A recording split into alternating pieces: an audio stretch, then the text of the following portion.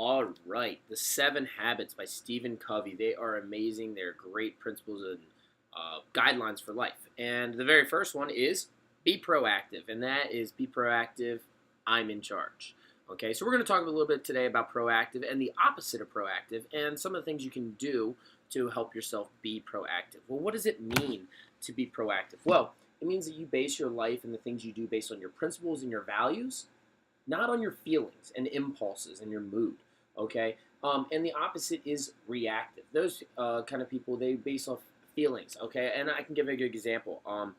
I was at the doctor one time and I had a cut on my lip and it hurt, so I'm feeling pain. And the doctor is trying to help me, but when they were doing it, they were touching it and trying to give me stitches, and it hurt. So I screamed, "Ah! What are you doing?"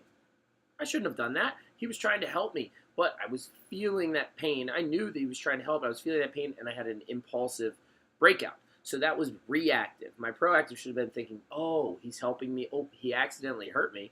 Or maybe he's actually hurting me because in the long run, it's going to make me feel better. Because we always are looking at that end in mind.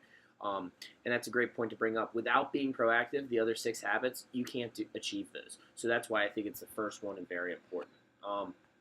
A proactive person takes responsibility. This is a huge thing.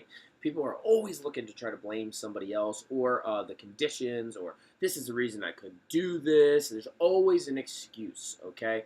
And we like to say there's no excuses, okay? That doesn't mean that you're not going to mess up. You will, but most of the time, it's your fault. And that's okay. That's what a proactive person still grows even when they make mistakes or something goes wrong. And they like to say, I can choose my own response, a proactive person. A reactive person, they do whatever the moment is happening.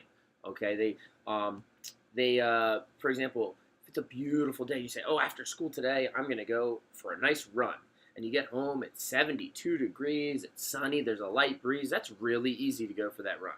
But you had a 10-hour workday, and then you actually had to stay another hour because your boss needs you to do something. And then you go home, and you're hungry. And it's like 47 degrees, it's raining, it doesn't look very good, your car has a little low on gas, so you don't want to fill it up to drive to the gym, so you say, I'll probably pass on the gym today.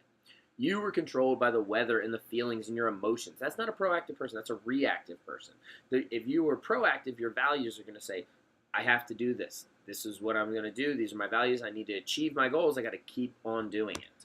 Okay? Now, they also hold back those impulses, and they're guided by their true colors, is what I like to say. So we can all be reactive sometimes, and that's okay. We all make mistakes, but if we have those underlying proactive values, it's going to help us with a lot of things like kindness towards others. If you know that, you might know that, hey, that person might be having a bad day. I'm not going to react to them getting angry at me. Maybe I can help them and maybe turn their day around. Let's see. Oh, a couple examples I can think of. When I was in college, everybody would, oh, I got a big test on Friday, and it's Monday, so they wait Tuesday, no studying. Thursday, oh, I got to pack it all in.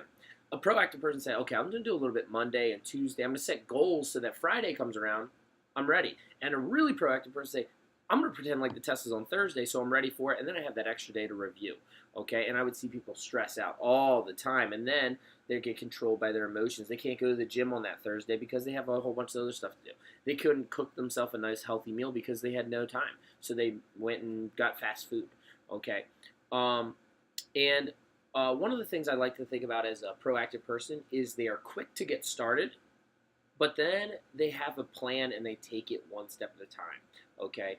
I call that being impatiently patient. You're impatient to get started. You got to do it right away. But then once you get it, you're patient, and you have steps along the way.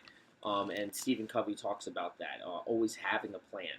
One of the greatest examples, I think, is Thomas Edison. He was trying to invent the light bulb, and he kept failing and wasn't getting it. A whole bunch of ways. This doesn't work. This doesn't work. This doesn't work. And then finally, after 10,000 tries, he got it. And a reporter asked him, they said, how do you feel about failing 10,000 times? And he didn't look at it as a failure. A proactive person looks at it and says, I didn't fail 10,000 times. I just found 10,000 ways how to not make a light bulb light.